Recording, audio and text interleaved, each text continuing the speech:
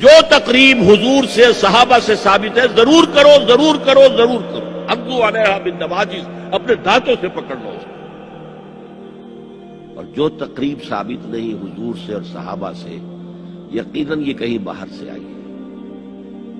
یا تو ہمارا خاندانی پس منظر جو ہے، اکثر تو ہندوؤں سے مسلمان ہوئے، وہ سادات ہوں، صدیقی ہوں، فاروقی ہوں، عثمانی ہوں، وہی ہیں نا جو باہر سے آئے تھے. باقی تو اکثریت یہیں سے، وہ اپنا ہندوانہ پس منظر لے کر آئے. تو جس کا ثبوت صحابہ کے دور میں نہیں، وہ یقیناً باہر سے آئی ہوئی چیز ہے. اس میں پھر سادگی نہیں، اس میں کمی نہیں، جڑ سے کاٹو. اس بنیاد پر ہم نے 5 فیصلے کیے، ذرا سن لیجئے آپ بھی. اگر آپ کوئی سوشل ورک کرنا چاہیں اس کو عام کریں. نمبر 1، نکاح مسجد میں. حدیث موجود ہے، ترمذی شریف کی روایت، اعلنوا ھذا النکاح واجعلوہ فی المساجد. نکاح کا اعلان عام کیا کرو، مسجدوں میں منعقد کیا کرو. میں حیران ہوتا ہوں کیوں نہیں علماء کرام نے اس کی طرف توجہ دلائی. حدیث ہے. ہاں میں مانتا ہوں ان کا کہنا یہ ہے کہ یہ یہاں جو امر ہے کہ مسجد میں منعقد کرو، یہ امر وجوب کے لیے نہیں ہے، استحباب کے لیے. مستحب ہے یہ کہ مسجد میں. تو بھائی مستحب کیوں چھوڑ رہے ہو؟ اس لیے چھوڑنا پڑتا ہے، مولوی بیچارے کی حیثیت ہے ہی نہیں معاشرے میں کہ وہ کہے جناب یہاں آئیے میرے پاس، میں نہیں آؤں گا آپ کے گھر نکاح پڑھانے کے لیے. وہ اپنا رجسٹر بغل میں دبائے بیٹھا سوکھتا رہتا ہے. وہ تو آنی تھی بارات عصر کے وقت، مغرب بھی جا رہی، آئی نہیں، وہ بیٹھا غریب. پہلے 20-30 روپے ملتے تھے، اب 200 300 400 ملتے ہیں. اور کیا ہے؟ میں نے انہیں یاد دلایا دیکھو شرم کرو. عیسائیوں نے آج تک اپنے چرچ کی اور اپنے پادری کی عزت یہ رکھی ہے کہ شہزادے اور شہزادی کی شادی ہوگی وہ بھی پادری چرچ میں آئے. شہزادے کی شادی ہو رہی ہے تو جو ان کی پارلیمنٹ کے ساتھ ہے چرچ، وہاں شادی ہو. وہاں پردہ نہیں ہے، لڑکا لڑکی دونوں آمنے سامنے کھڑے ہو کر قول و قرار کریں گے. ہمارے ہاں پردہ ہے تو اس لیے لڑکی کے گھر بھی جائیں گے تو لڑکی تو محفل میں نہیں آئے گی. لڑکی کا ایک وکیل ہوگا، وہ وکیل اجازت لے کر آئے گا، 2 اس کے گواہ ہوں گے، ان کے سامنے اجازت لی گئی، پھر وہ نکاح خواہ کو اجازت دیں گے، وہ نکاح پڑھا دیں گے. پہلی بات یہ ہو گئی کہ نکاح مسجد. نمبر 2، نکاح کے موقع پر کوئی دعوت طعام نہیں، کوئی ثابت نہیں. دعوت طعام صرف ایک ہے، وہ ولیمہ ہے. اور اس قدر معقول بات ہے، سب باپ اپنے سینوں پر ہاتھ رکھ کر سوچیں اور میری بات سنیں. کیا بیٹی کو گھر سے رخصت کرنے کا وقت جو ہے وہ خوشی کا وقت ہوتا ہے؟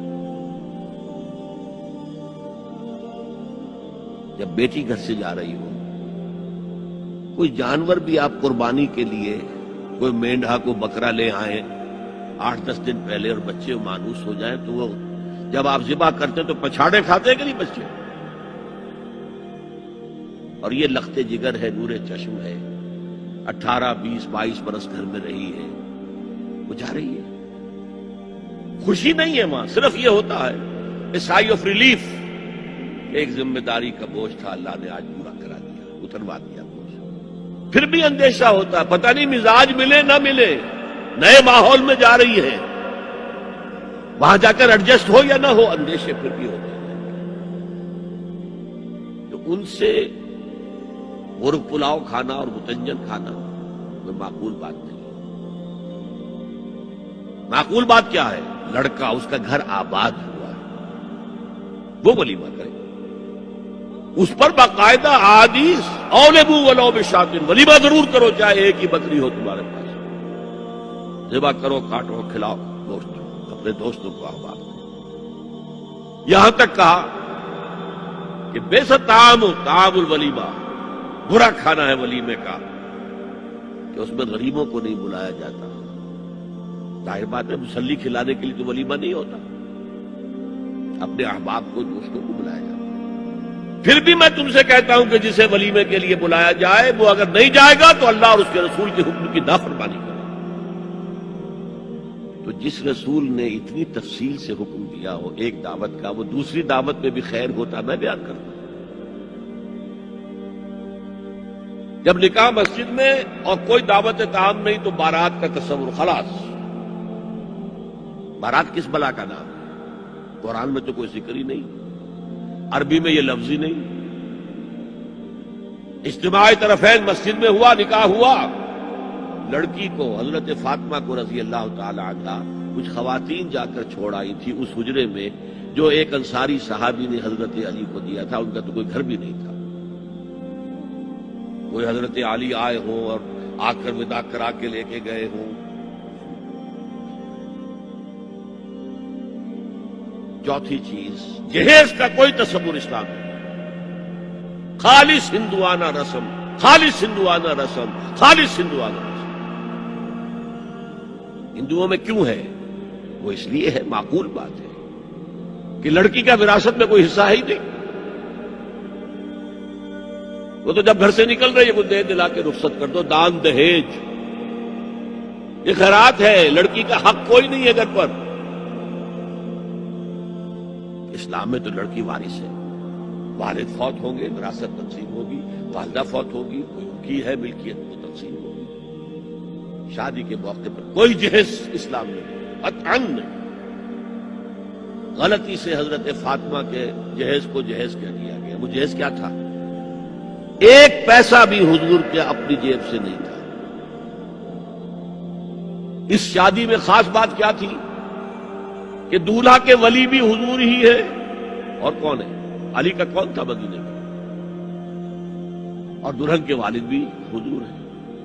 اب حضور پوچھتے ہیں حضرت علی سے تمہارے پاس مہر دینے کے لیے کچھ ہے؟ عرض کیا میرے پاس تو کچھ نہیں. وہ فقراء صحابہ میں سے تھے. فرمایا مہر تو دینا ہے. تمہارے پاس ایک زرہ ہوتی تھی؟ جی ہاں زرہ تو ہے. انہوں نے یہ سمجھا زرہ تو جہاد کے لیے ہے، وہ دولت تو نہیں ہے. فرمایا جاؤ اسے بیچو یا گروی رکھ کے قرض لے کر آؤ. وہ گئے، حضرت عثمان نے خرید لی اور کچھ دنوں کے بعد واپس کر دی ہدیہ کے لیے. زرہ میں ہدیہ آپ کو کر رہا ہوں. اس وقت اگر کہتے چھوڑو علی، کہاں لو میں پیسے دے دیتا ہوں تمہیں، تو ان کی طبیعت پر بار ہوتا. اس پیسے سے حضور نے کچھ پیسے گھر بھیجے اندر، دلہن کو ذرا تیار کرو. اور کچھ پیسوں سے وہ ایک گدا جس میں کھجور کی کھال بھری ہوئی تھی اور 2 تکیے جس میں کھجور کی کھال بھری ہوئی تھی. ایک مشکیزہ، کنویں سے پانی تو لانا ہی ہے نا. ایک چکی، جو ہو یا گیہوں ہو پیسنا تو ہے نا. کوئی 1-2 برتن اور اللہ اللہ خیر صلی اللہ. یہ تھا جسے جہیز کہتے ہیں، جس میں ایک پیسہ بھی حضور کا شامل نہیں ہے. وہ حضرت فاطمہ کا مہر تھا جسے بنایا. ورنہ مدینے ہی میں دوسری آپ کی صاحبزادی کا نکاح حضرت عثمان سے بھی ہوا. کہیں ذکر ہے جہیز کا؟ حضرت عثمان کا گھر بھرا ہوا، ہر چیزیں موجود، جہیز کا تذکرہ نہیں. بہرحال یہ شادی کو آسان کرو، زنا کو مشکل بناؤ. یہاں شادی کے لیے 9 من تیل ہوگا تو رادھا ناچے گی. ورنہ یہ کہ بڑی ہو رہی ہے، عمر ہو رہی ہے، سب کچھ ہو رہا ہے، لیکن کچھ تقاضے تو ہے نا. آخر کچھ تو کرنا ہوتا ہے نا. آخر کچھ نہ کچھ لوگوں کو تو کھانا کھلانا ہی ہوتا ہے نا. بارات تو آخر آئے گی ہی نا. کچھ نہ کچھ تو دینا ہی ہوگا. کچھ جوڑے کپڑے، کچھ یہ. اسلام کا فلسفہ جو میں نے 4-5 باتیں آپ کو بتا، فلسفہ یہ ہے کہ لڑکی کے باپ پر 1 پیسے کا بوجھ نہیں. اس نے لڑکی پال پوس کے تمہارے حوالے کر دیا، اب اور کیا چاہتے ہو؟ سارا مرد آزماں مرد آفری. مرد کو چیلنج دیا ہے، تم مرد ہو، مہر تم دو گے. اور سب سے بڑھ کر کیا ہو رہا ہے آج کل بھی ہوتا ہے، ہمارے ایک کچھ کام ہوتے ہیں اسلامی، وہ بھی ہے کچھ وہی ہندوانہ پس منظر.